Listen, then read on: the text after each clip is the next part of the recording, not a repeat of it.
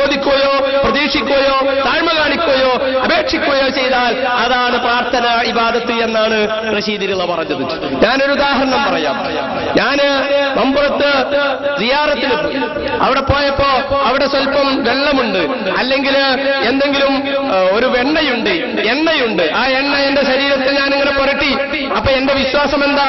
മമ്പുറത്തും തങ്ങളുടെ ദിവാറിൽ നിൽക്കുന്ന ഒരു എണ്ണയാണല്ലോ ഇത്, അതുകൊണ്ട് ഇതിന് ബറക്കത്തുണ്ടാകും. ആ ബറക്കത്ത് കൊണ്ട് അള്ളാഹു എന്റെ രോഗം സുഖപ്പെടുത്തും എന്ന് കരുതി ഞാൻ ഈ എണ്ണ എന്റെ ശരീരത്തിൽ പുരട്ടിയാൽ അത് ഇബാദത്താണ്. കാരണം മറഞ്ഞ നിലക്ക് ഒരു ഗുണം പ്രതീക്ഷിക്കലാണിത്. അതുകൊണ്ട് തേടിയിട്ടില്ലെങ്കിലും ചോദിച്ചിട്ടില്ലെങ്കിലും ഇത് ശിർക്കാകുന്നു. ഇത് എവിടെ നിന്ന് കിട്ടിയതാ? റഷീദിനിലയുടെ വിശദീകരണത്തിൽ നിന്നും വ്യാഖ്യാനത്തിൽ നിന്നും കിട്ടിയതാ. എന്നാൽ ഇത് മുസ്ലിം മുഖ്യധാരയുടെ അഭിപ്രായമാണോ? അല്ല.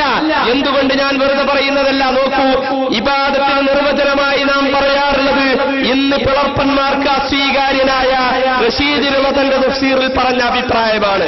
ഈ നിർവചനം പിളർപ്പന്മാർ എന്ന് പറഞ്ഞത് മറ്റേ ഗ്രൂപ്പിനെ കുറിച്ച് പറഞ്ഞതാ. ഇൻഷാ അല്ലാഹ് തൽക്കാലം ഞാനിപ്പോ അതിലേക്ക് കടക്കുന്നില്ല. ചോദ്യങ്ങൾ വരുമ്പോ നമുക്കതിലേക്ക് പ്രവേശിക്കാം. ഏതായിരുന്നാലും സലാം സുല്ലമി എന്ന് പറയുന്ന ഇവരുടെ ഹദീസ് മുഹദ്ദിസായ ആൾ പറയുന്നു, ഇന്ന് മൗലവി ഗ്രൂപ്പ് തള്ളിക്കൊണ്ടിരിക്കുന്ന റഷീദിലുള്ള എന്ന് പറഞ്ഞ ആൾ അദ്ദേഹം തന്നെ തഫ്സീറിൽ പറഞ്ഞ അഭിപ്രായമാണ്.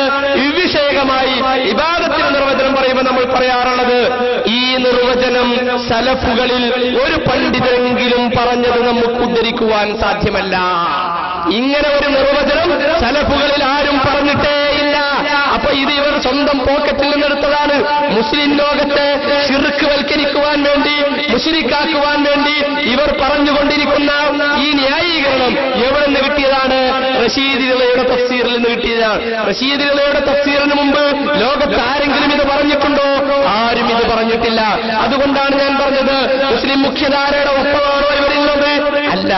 അല്ലെങ്കിലും ഇവർ പറയുന്നത് പോലെയാണെങ്കിൽ ഇസ്ലാമിൽ ശിർക്ക് മാത്രം, മുസ്ലിങ്ങളുടെ ജീവിതത്തിൽ ശിർക്ക് മാത്രമേ ഉള്ളൂ എന്ന് പറയേണ്ടി വരും. മുസ്ലിമീങ്ങൾ മൊത്തമായും എപ്പോഴും ശിർക്ക് ചെയ്തുകൊണ്ടേയിരിക്കുകയാണ് എന്ന് പറയേണ്ടി വരും. അങ്ങനെയാണെങ്കിൽ ഹബീബായ റസൂലുള്ളാഹി സ്വല്ലല്ലാഹു അലൈഹി വസല്ലം തങ്ങൾ വളരെയേറെ പേടിക്കേണ്ട ഒരു വിഷയമായിരുന്നു. അത് ഏറ്റവും കൂടുതലായി പേടിക്കേണ്ട വിഷയമായിരുന്നു. എന്ത്? ശിർക്ക് ചെയ്യുക എന്നുള്ളത്.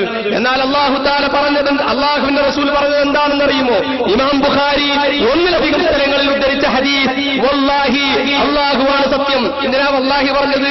പിന്നീട് ചില ആളുകൾ വരും നിഷേധിക്കാൻ വേണ്ടി എന്നതുകൊണ്ടായിരിക്കണം. വല്ലാഹി അല്ലാഹുവാണ് സത്യം. ഇന്നി തെർക്കീത് കൊണ്ട് തന്നെയാണ് പറയുന്നത്. ഇന്നി അല്ലാഹുവിന്റെ റസൂൽ ഏറ്റവും ബലീഗായി, ഏറ്റവും ഫസീഹായി സംസാരിക്കുന്നയാളാണ് നമുക്കറിയാം. അതുകൊണ്ട് തന്നെ നിഷേധികൾ ഇനിയും പലരും വരാനുണ്ട്. ഈ പറഞ്ഞ വിഷയത്തിനെ ധിക്കരിക്കുന്ന ആളുകൾ പലരും വരാനുണ്ട്. അതുകൊണ്ട് തന്നെ ഞാൻ ഉറപ്പിച്ചും തറപ്പിച്ചും പറയുന്നു, ഇന്നി ലസ്തു അഖ്ശ, ഞാൻ ഭയപ്പെടുന്നില്ല. അൻ തുശ്രികൂ, നിങ്ങൾ മുശ്രിക്കായി പോകുമെന്ന് ഞാൻ ഭയപ്പെടുന്നില്ല. ബഅദി, എന്റെ ശേഷം നിങ്ങൾ മുശ്രിക്കായി പോകുമെന്ന് ഞാൻ ഭയപ്പെടുന്നില്ല എന്ന് മുഹമ്മദ് റസൂലുള്ളാഹി സ്വല്ലല്ലാഹു അലൈഹി വസല്ലം തങ്ങൾ പറയുന്നു. ഏതെങ്കിലും ഒരാൾക്കോ ഏതെങ്കിലും ഒരു വിഭാഗത്തിനോ ശിർക്ക് സംഭവിക്കൂല എന്നല്ല, മുസ്ലിം മുഖ്യധാരയെ കുറിച്ചാണ് ഞാൻ പറയുന്നത്. അസ്സവാദുൽ ആലം ഇവർ പറയുന്ന ശിർക്ക്, ഇത് ശിർക്കാണെന്നുണ്ടെങ്കിൽ ലോകത്ത് മുസ്ലിമീങ്ങളിൽ 1% 2% അല്ലാത്ത മുഴുവനും മുശ്രിക്കായി പോകണമായിരുന്നു.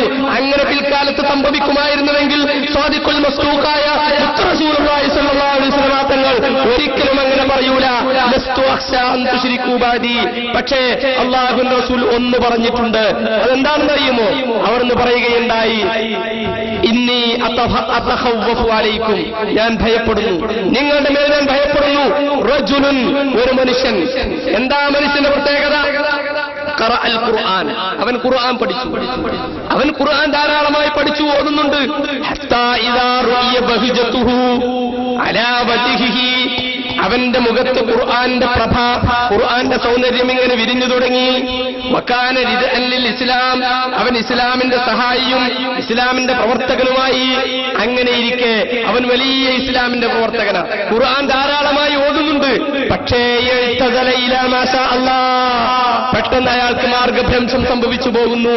എന്നിട്ട് അയാൾ എന്താ ചെയ്യുന്നത്? പിന്നിട്ട് തീവ്രവാദിയായിക്കൊണ്ട് സൈഫ് ഉപയോഗിച്ചുകൊണ്ട് അല്ലെങ്കിൽ സായുധനായിക്കൊണ്ട് അവൻ തന്റെ സഹോദരന്റെ നേരെ ചെന്നിട്ട് അവനെ ശിർക്ക് ആരോപിക്കുന്നു. അപ്പോ എന്റെ സമുദായത്തിൽ ഞാൻ ഏറ്റവും കൂടുതൽ പേടിക്കുന്നത് എന്തിനെയാണ്? അവിടുന്ന് ഇങ്ങനെയുള്ള ഖുർആൻ ഓതിക്കൊണ്ട് ജനങ്ങളെ ശിർക്ക് ആരോപിക്കുന്ന ആളുകളെയാണ് എന്ന് നമുക്ക് മനസ്സിലാക്കാൻ സാധിച്ചു. ഇത് ഏത് വിഭാഗമാണ്? ഇതാരാണ്? അല്ലാഹുവിന്റെ റസൂൽ ഭയപ്പെട്ട സംഗതി പുലർന്നു. എന്ന് പുലർന്നു? മഹാനായ അലി റളിയല്ലാഹുവിന്റെ കാലത്ത് തന്നെ പുലർന്നു. അവിടുന്ന് തുടങ്ങി. ഇസ്ലാമിലെ ആദ്യത്തെ അവാന്തര പ്രസ്ഥാനങ്ങൾ ആരായിരുന്നു എന്നറിയുമോ? ഖവാരിജുകളായിരുന്നു. ആ ഖവാരിജുകളുടെ പണി എന്തായിരുന്നു എന്നറിയുമോ? ഇമാം ബുഖാരി ഉദ്ധരിക്കുന്നു. ഇബ്നു ഉമർ റളിയല്ലാഹു അൻഹു പറയുന്നു, കാനു ഇൻതലഖു ഇലാ ആയാത്തിൻ നസലത്ത് ഫിൽ കുഫാർ. ഈ ഖവാരിജുകളുടെ പരിപാടി എന്തായിരുന്നു? അവരുടെ ഏർപ്പാട് എന്തായിരുന്നു? ഇൻതലഖു ഇലാ ആയാത്തിൻ നസലത്ത് ഫിൽ കുഫാർ. കാഫിരീങ്ങളെ കുറിച്ച് ഇറങ്ങിയ ആയത്തുകൾ അതിലേക്ക് അവർ പോയി. എന്നിട്ട് വജാലുഹാ അലൽ മുസ്ലിമീൻ, മുസ്ലിമീങ്ങൾക്ക് അത് ബാധകമാണ് എന്ന് അവർ പ്രചരിപ്പിക്കുകയുണ്ടായി. അപ്പൊ കാഫിറുകളുടെ മേൽ ഇറങ്ങിയ ആയത്തുകൾ ഇൻതദഊഹും ലാ യസ്മഊ ദുആഅക്കും വലൗ സമിഉ മസ്തജാബൂ ലക്കും വയൗമൽ ഖിയാമത്തി യക്ഫുറൂന ബിശിർകിക്കും തുടങ്ങിയ ആയത്തുകൾ. ഇങ്ങനെയുള്ള ആയത്തുകൾ ഓതിക്കൊണ്ട് മുസ്ലിമീങ്ങളെ മുശ്രിക്കാക്കുന്ന പ്രവണത ഇന്നും ഇന്നലെയും തുടങ്ങിയതല്ല. ഖവാരിജുകളാണ് അതിന് തുടക്കം കുറിച്ചത്. ഏത്? നബി സല്ലല്ലാഹു അലൈഹി വസല്ലം തങ്ങൾ പ്രഖ്യാപിച്ച ആ പ്രവചനം അതാ ഖവാരിജുകളിലൂടെ പുലർന്നു. ഖവാരിജുകളുടെ അനുയായികളിലൂടെ അത് തുടർന്നുകൊണ്ടേയിരിക്കുന്നു. ഇൻഷാ അല്ലാഹ് ബാക്കി വിഷയങ്ങൾ നമുക്ക് മഗ്രിബ് നമസ്കാരത്തിന് ശേഷം പറയാം. ഇനി വുദു എടുക്കാനുള്ള സമയം മാത്രമേ ഉള്ളൂ. ഞാൻ ഇപ്പൊ തൽക്കാലം നിർത്തുന്നു. അസ്സലാമു അലൈക്കും വറഹ്മത്തുള്ളാഹി. നമ്മുടെ മുഖാമുഖം പരിപാടി ആരംഭിക്കാൻ പോവുകയാണ്. ഇനി പ്രസംഗിച്ച് നീട്ടുന്നത് തീരെ ഉചിതമല്ല. ധാരാളം ആളുകൾ അവരുടെ സംശയങ്ങൾ ചോദിക്കാനുള്ള അവസരത്തിന് വേണ്ടി എത്തിയിട്ടുണ്ടാകുമെന്നാണ് ഞാൻ മനസ്സിലാക്കുന്നത്.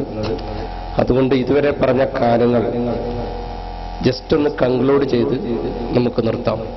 ജുമാ ജമാഅത്തിന്റെ വിഷയവും അതുപോലെ ജുമയുടെ രണ്ടാം ബാങ്കിന്റെ വിഷയവും തറാവീഹിന്റെ വിഷയവും ഇസ്തിഗാസയുടെ വിഷയവും ഒക്കെ പറഞ്ഞുകൊണ്ട് വിശദീകരിക്കുകയുണ്ടായി. എതിർപക്ഷത്തുള്ള ആളുകൾ ഈ വിഷയങ്ങളിലും മറ്റു വിഷയങ്ങളിലുമൊക്കെ ഇസ്ലാമിന്റെ മുഖ്യധാരയിൽ നിന്നും മാറി നിൽക്കുന്ന ഒരവസ്ഥയും അങ്ങനെ മുസ്ലിമീങ്ങളെ മുഴുവനും മുശ്രിക്കാക്കുന്ന ഒരവസ്ഥയുമാണ്. ആലോചിച്ചു നോക്കൂ നിങ്ങൾ.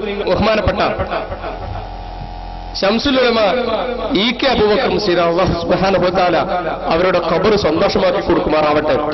അതുപോലെ തന്നെ എ.പി. ഉസ്താദ് അല്ലാഹു തആല ആഫിയത്തുള്ള ദീർഘായുസ് നൽകുമാറാവട്ടെ. അതുപോലെ കെ.വി. ഉസ്താദ് അല്ലാഹു തആല അവിടുത്തെ ഖബർ സ്വർഗമാക്കി കൊടുക്കുമാറാവട്ടെ. ഇങ്ങനെയുള്ള ആളുകളുടെ പേര് പറഞ്ഞുകൊണ്ട് അവരൊക്കെ മുശ്രിക്കീങ്ങളാണ് എന്ന് ധ്വനിപ്പിക്കുന്ന രൂപത്തിൽ പച്ചമലയാളത്തിൽ എഴുതുകയുണ്ടായി. അഹ്മദ് ഇബ്നു ഹംബൽ റഹ്മത്തുള്ളാഹി അലൈഹി മദ്ഹബിന്റെ ഇമാമാണ്. ഒരിക്കൽ ഹജ്ജിന് പോയ സമയത്ത് പ്രയാസമുണ്ടായപ്പോ വഴി തിരിയാതെയായ സമയത്ത് യാ ഇബാദല്ലാഹ് ദുല്ലൂനി അല ത്വരീഖ് എന്ന് പറഞ്ഞ് അവിടുന്ന് സഹായം തേടുകയുണ്ടായി അള്ളാഹുവിന്റെ അടിമകളോട്. 5-ാം നൂറ്റാണ്ടിൽ ജീവിച്ച മഹാനായ ഇമാം ഗസാലി റഹ്മത്തുള്ളാഹി അലൈഹി അവിടുന്ന് ഇസ്തിഗാസയെ കുറിച്ച് ധാരാളം കിതാബുകളിൽ പറയുന്നുണ്ട്. അവിടുത്തെ ശർഹു ഖസീദത്തുൻ നഫ്സ് അതുപോലെ തന്നെ ഇഹ്യാ ഉലൂമുദ്ദീൻ തുടങ്ങിയ പല കിതാബുകളിലും ഈ ഇസ്തിഗാസയെ കുറിച്ച് നമുക്ക് പറയാൻ സാധിക്കുന്നതാണ്. 6-ാം നൂറ്റാണ്ടിൽ ജീവിച്ച മഹാനായ ഇമാം റാസി റഹ്മത്തുള്ളാഹി അലൈഹി ഇസ്തിഗാസയെ അംഗീകരിച്ച പണ്ഡിതനാണ്. 7-ാം നൂറ്റാണ്ടിൽ ജീവിച്ച മഹാനായ ഇമാം നവവി റഹ്മത്തുള്ളാഹി അലൈഹി ഇസ്തിഗാസയെ അംഗീകരിച്ചയാളാണ്. 8-ാം നൂറ്റാണ്ടിൽ ജീവിച്ച മഹാനായ ഇമാം സുബ്കി റഹ്മത്തുള്ളാഹി അലൈഹി ഇസ്തിഗാസയെ അംഗീകരിച്ചയാളാണ്. അതുപോലെ തന്നെ 9-ാം നൂറ്റാണ്ടിൽ ജീവിച്ച മഹാനായ ഇമാം റംലി റഹ്മത്തുള്ളാഹി അലൈഹി അവിടുന്ന് ഇസ്തിഗാസയെ അംഗീകരിച്ചയാളാണ്. ഇങ്ങനെ ഓരോ